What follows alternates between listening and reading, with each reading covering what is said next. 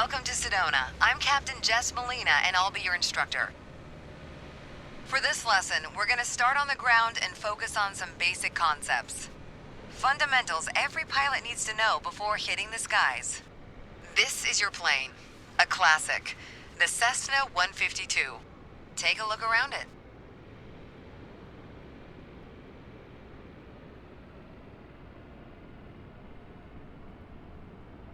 In the simulator, anytime you want, you can easily switch to cursor mode.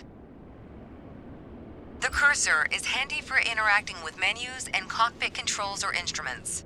As you can see, activating the cursor also displays the toolbar. The toolbar is a quick access menu that allows you to control various aspects of the simulation. Try to find and open the Basic Controls panel. The Basic Controls panel is a useful reminder of the button layout for the devices you're currently using. Now try to find and open the Camera panel in the toolbar. The Camera panel allows you to access the various views and camera modes of the simulation. Go ahead and close all the panels for now. Right now, we are in the external view mode. Let's switch to cockpit view next. In front of you is the yoke, the primary means of controlling the aircraft. In the simulation, you'll be controlling the aircraft with your peripherals of choice. So let's hide the yoke for now. Some instruments allow multiple interactions. For example, rotating a dial clockwise or counterclockwise. In these cases, you need to lock the cursor onto them in order to interact. For example, take a look at the clock in the middle of the dashboard. Go ahead and lock the cursor on it.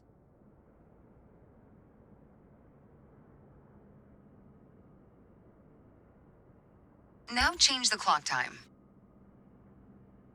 You can unlock the cursor once you're ready.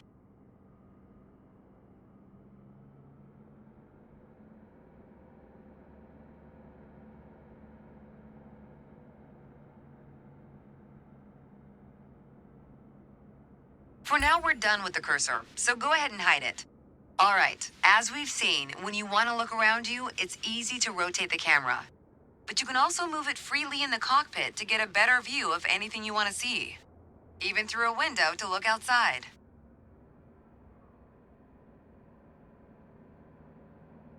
Pro tip, once you find a camera position you like, you can save a shortcut to easily get back to that view anytime. Now, reset the camera to its original position. Then try switching to your custom one again.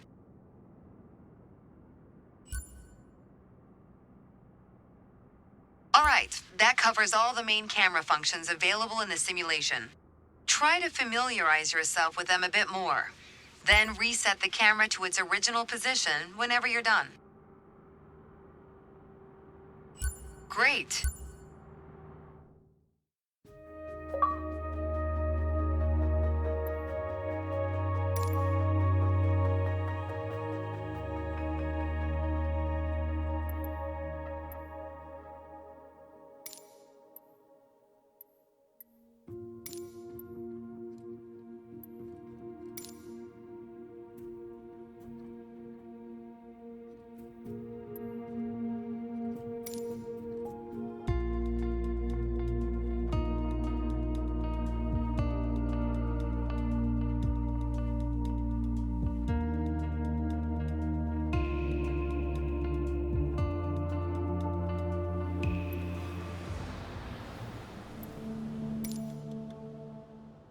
Let's get you familiar with the aircraft, a Cessna 152, and a few commands to navigate it through the skies.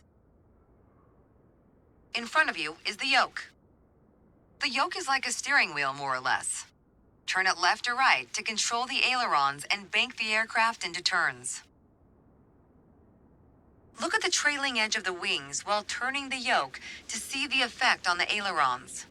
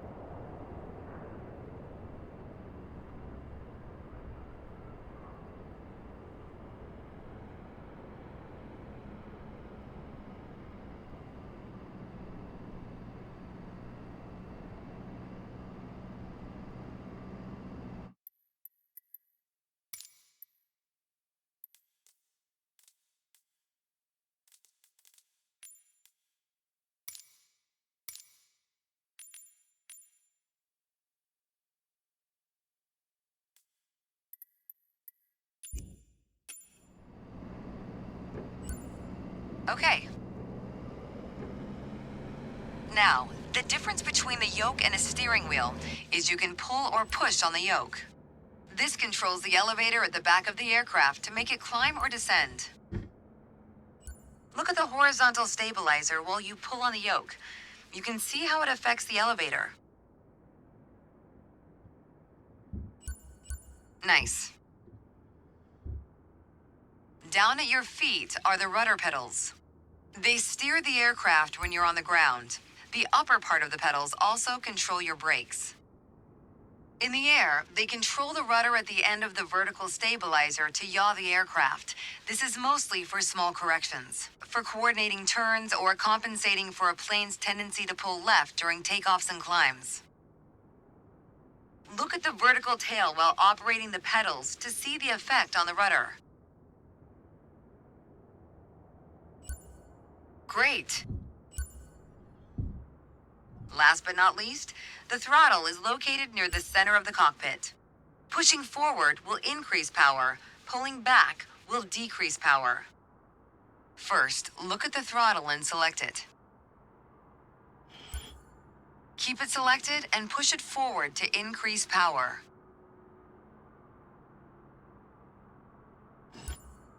Power is increased. Now, pull it back to decrease power.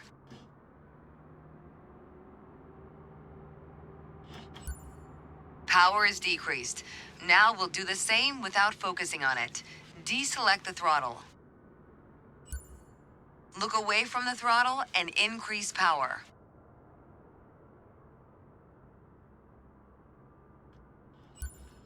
Set your throttle to idle.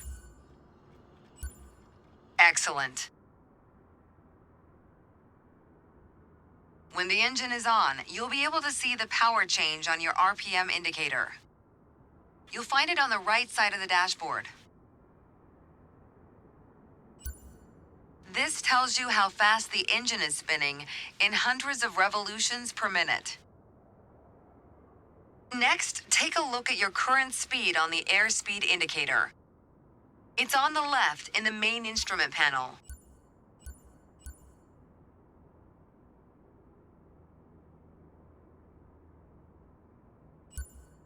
It measures the speed in knots. To check your altitude, look to the altimeter.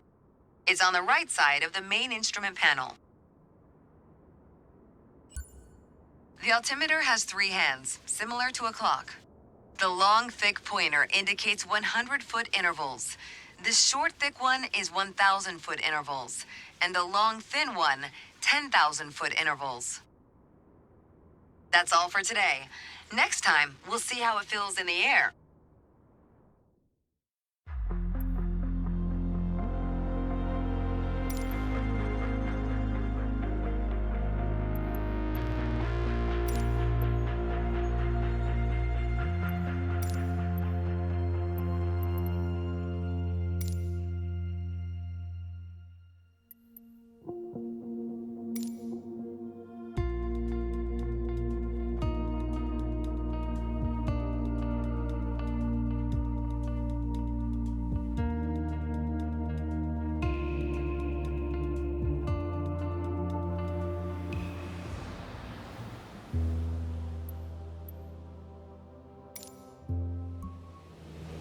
I've got to say, you chose a great day to go flying. This session, we'll get started with some basic controls. Sound good? First things first, let's get familiar with your surroundings. Out your side windows, you can see we have great visibility over Sedona today. This is Red Rock territory. Beautiful, isn't it? See if you can spot the Sedona Airport. The runway should be a pretty easy landmark to find. There you go. Visual confirmation on the airport.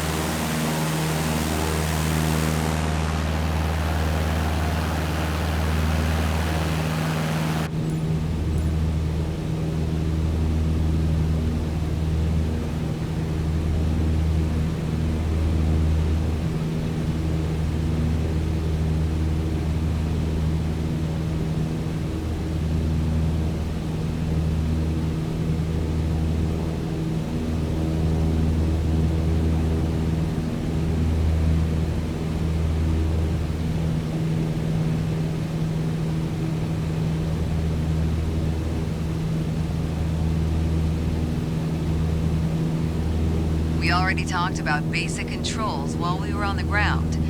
Time to see how it all feels in the air. The aircraft is currently set to a cruise attitude, the position it should be in for regular flight. Alright, now let's try banking into a turn by moving the yoke. I'll go first.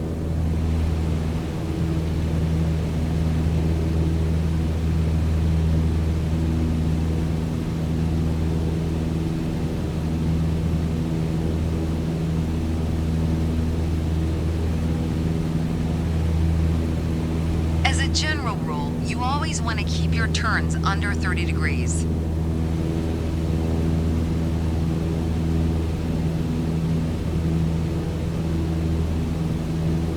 Go ahead and try rolling to the right. You have controls. Turn right, toward the city of Sedona.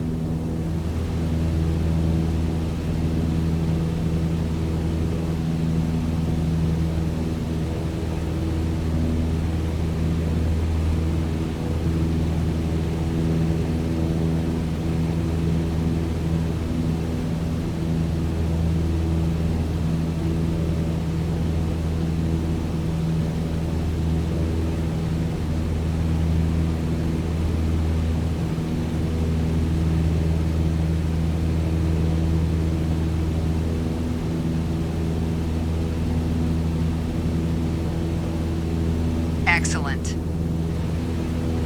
As we're flying towards Sedona, let's try climbing up and down. Gently pull on the yoke to climb. Give it a try.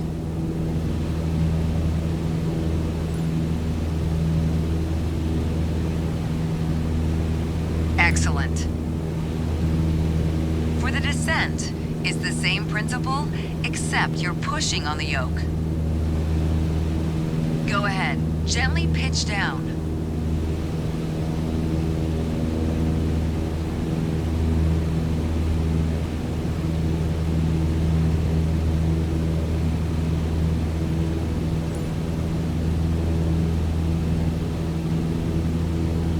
That's good. Okay, time to find the airport again. Look around, and when you found it, make a turn in that direction.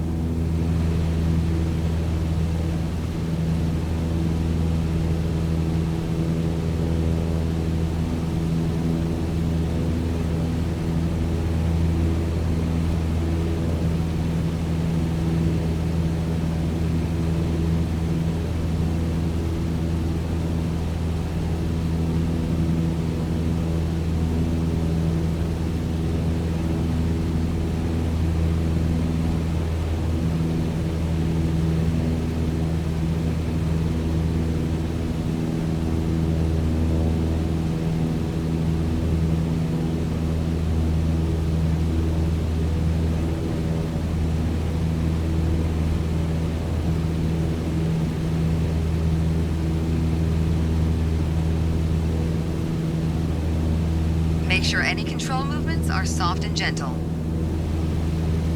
Now that you're more familiar with the aircraft and the surroundings, the next step is to go deeper into handling and techniques. Soon enough, you'll be able to enjoy trips all on your own.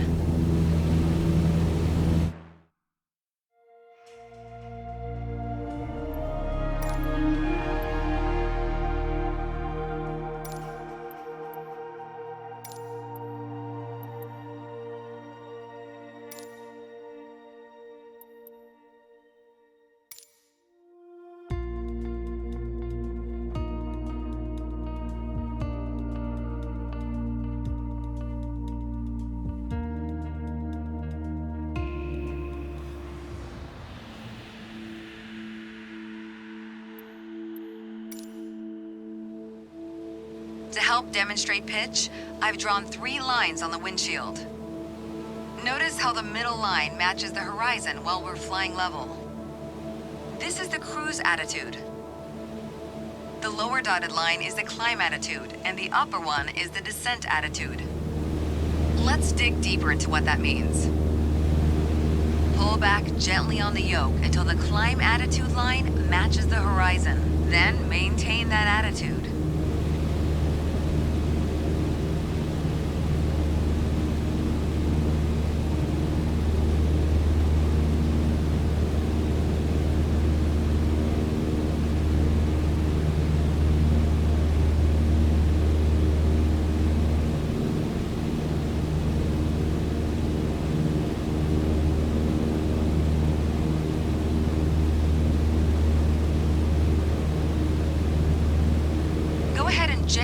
back on the yoke. When the climb attitude line matches the horizon, maintain that attitude.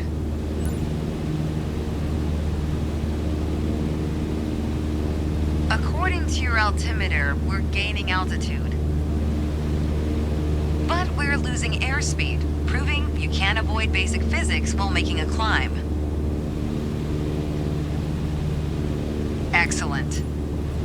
Now let's level back out.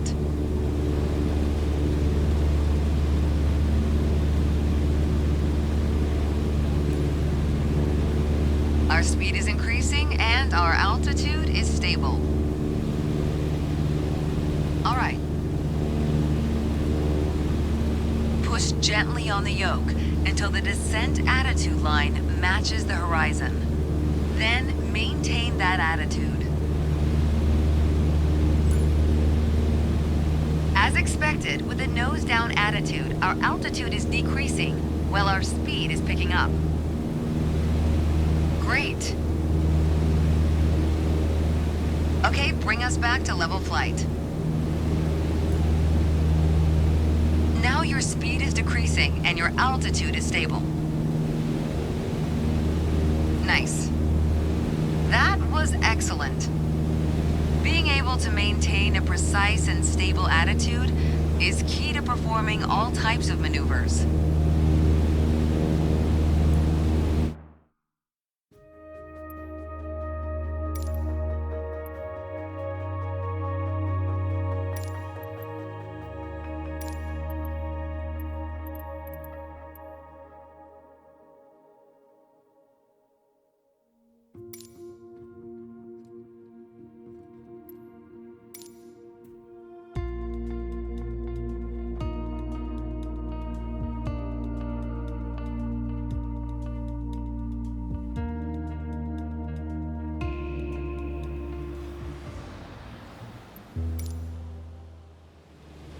For this lesson, we're going to use a line drawn on the windshield to indicate the cruise attitude. I've also added another dotted line to help you bank properly for left turns. Gently move the yoke to the left until the dotted line matches up with the horizon. Then maintain that bank.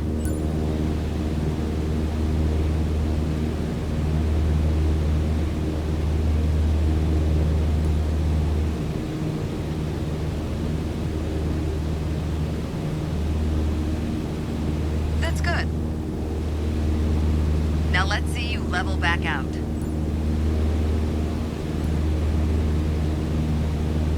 That's okay. Remember to maintain altitude while leveling off. For the next step, turning to the right, let's see how you do on your own without any markings.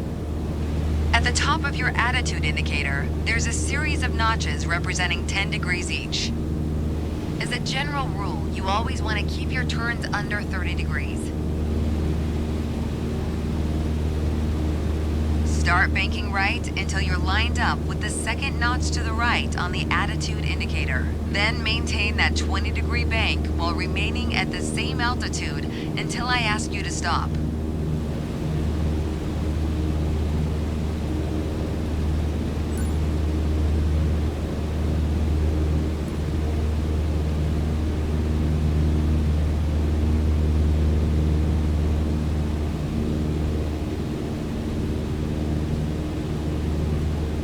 Good. Keep working to maintain a constant altitude during the turn. Level us back out now.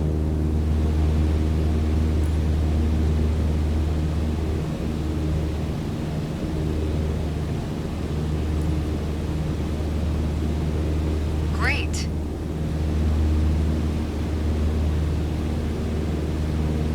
Small corrections on the yoke will lead to more accurate turns.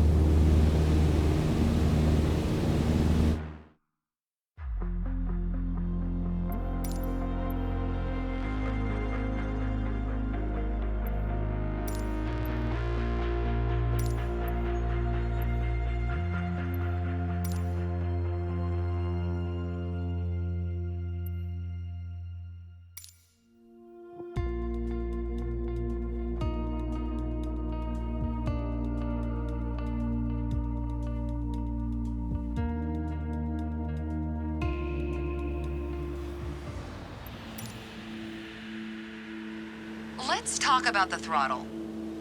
If you have the need for speed, then the throttle's for you. Full control over the power output of the engine. In the Cessna 152, that relates directly to the RPM displayed on the tachometer. Pull back on the throttle to reduce RPM to 1800.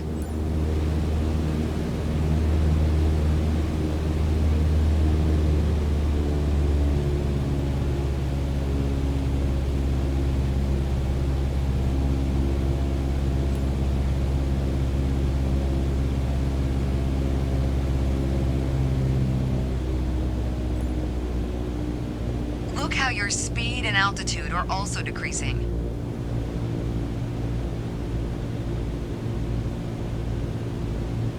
Excellent. Okay, let's throttle back up to 2400 RPM.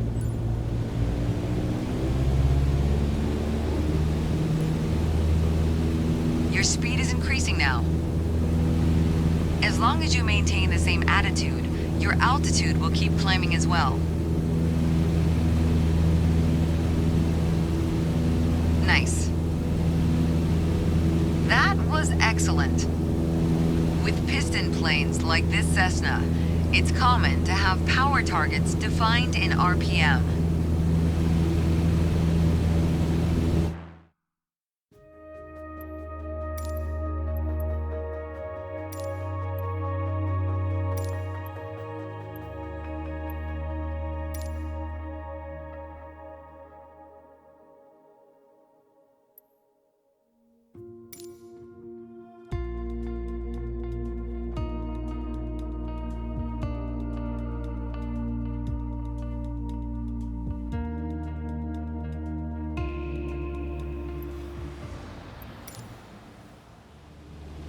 In this lesson, let's take a look at the relationship between attitudes and power settings. Attitude plus power equals performance. We're currently at 5,500 feet in a cruise attitude. The aircraft's nose is positioned under the horizon and cruise power is at 2,300 RPM.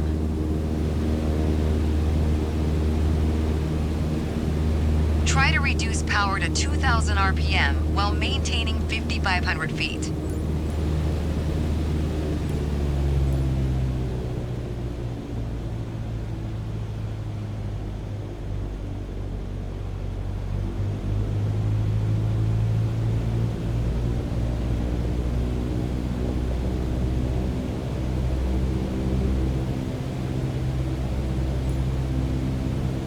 That's okay. You probably noticed, to maintain altitude, you need to pitch the nose up. You could just keep pulling on the yoke to hold steady, but that's not really a precise means of control. Probably better to adjust your trim wheel until you don't need to push or pull on the yoke. Drag the trim down when you need to set the nose up. Drag it up to set the nose down. Try adding trim to keep us at 5,500 feet without increasing throttle.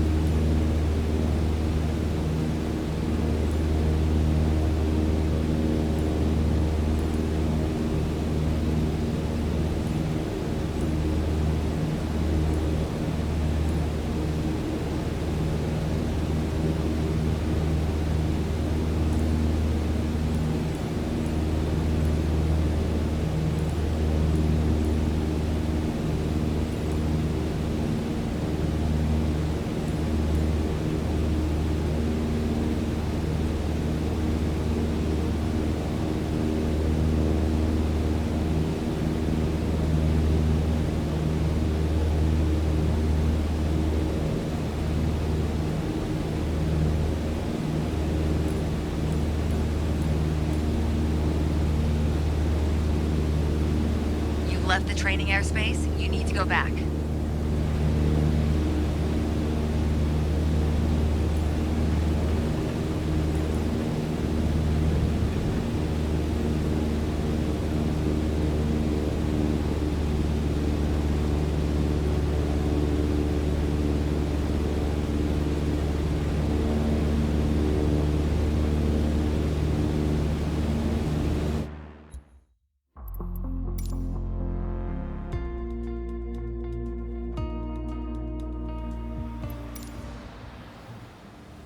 In this lesson, let's take a look at the relationship between attitudes and power settings. Attitude plus power equals performance.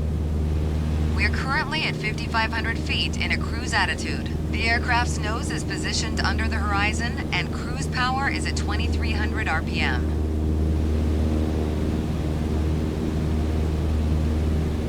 Try to reduce power to 2,000 RPM while maintaining 5,500 feet.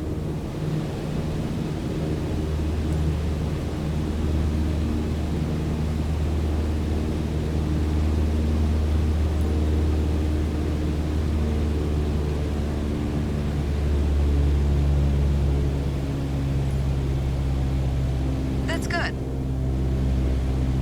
You probably noticed, to maintain altitude, you need to pitch the nose up.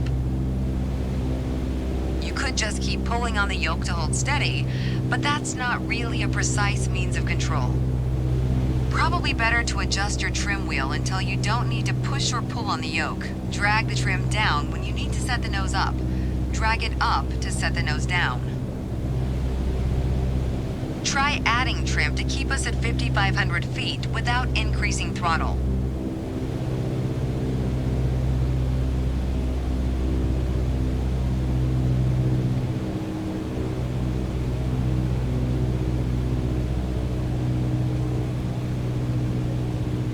Try it out. Trim the aircraft to maintain 5,500 feet.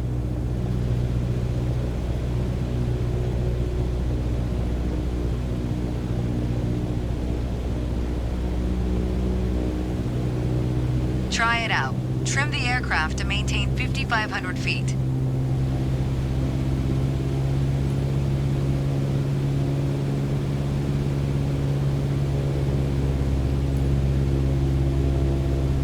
Try it out. Trim the aircraft to maintain 5,500 feet.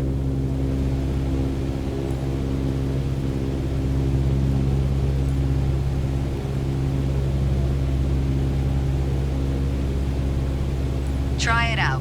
Trim the aircraft to maintain 5,500 feet.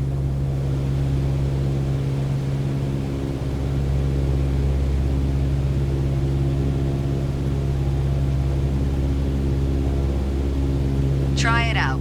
Trim the aircraft to maintain 5,500 feet.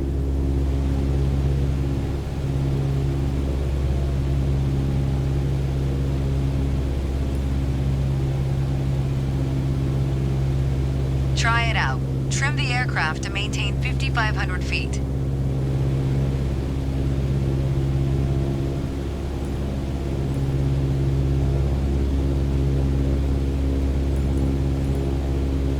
Try it out. Trim the aircraft to maintain 5,500 feet.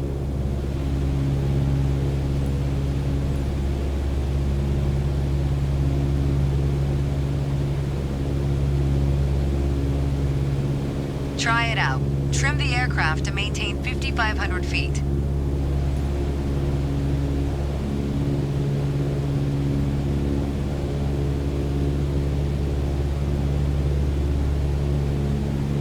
Try it out. Trim the aircraft to maintain 5,500 feet.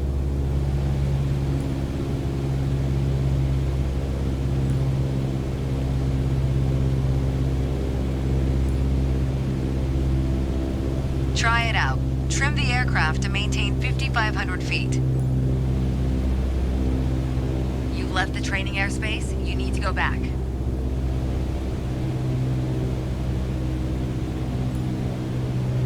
Try it out. Trim the aircraft to maintain 5,500 feet.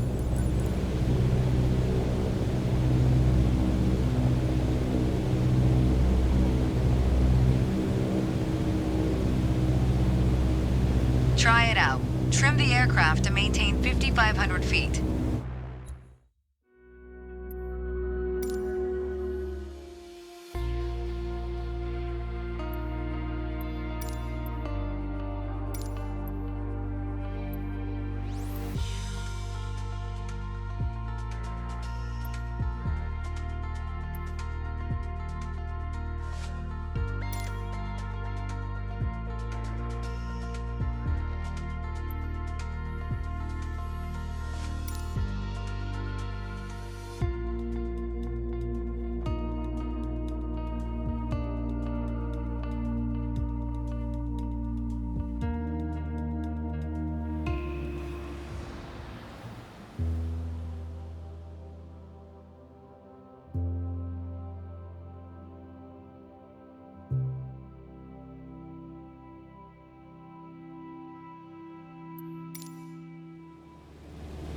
The art of maneuvering a plane through the air isn't a mystery to you anymore. Now it's time to test the skills you've learned. As you can see, we're cruising at 6,000 feet on a north heading of 360 degrees. Start by descending to 5,500 feet while maintaining a northerly heading.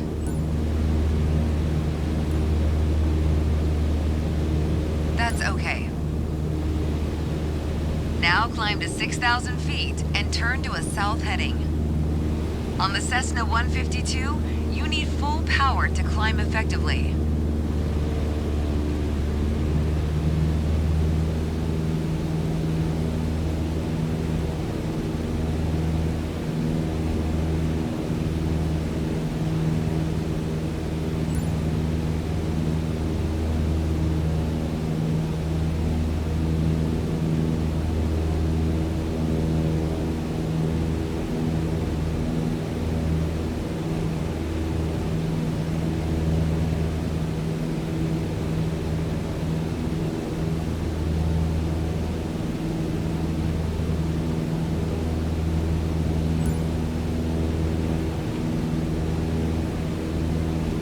Nice. All right, next exercise. Maintain your heading of 180 degrees.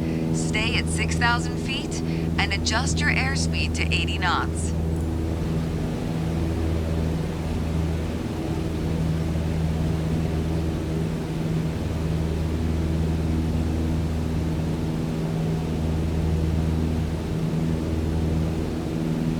Go ahead and reduce your speed.